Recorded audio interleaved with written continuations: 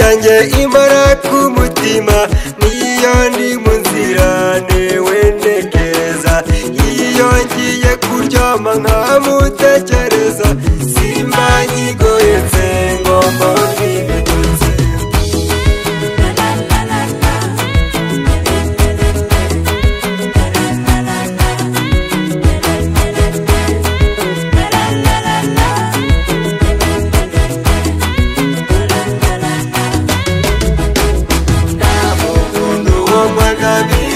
Bikomeye niyo yabimirya ngo niyanganye nawe, yihangukiye nshuti maze bazibaganye, nifuza icyadutanya bitagishoboka.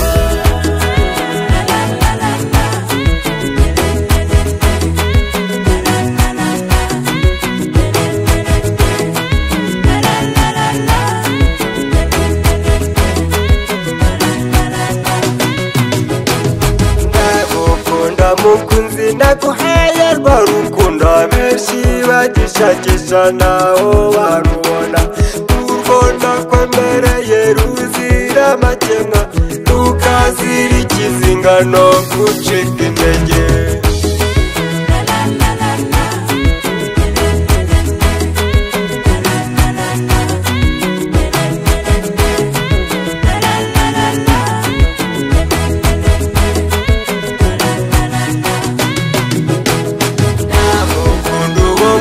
Bimwe bikomeye niyo yabimirya ngo niyanganye nawe, yihangukiye nshuti maze bazibaganye, nifuza icyadutanya bitagishoboka.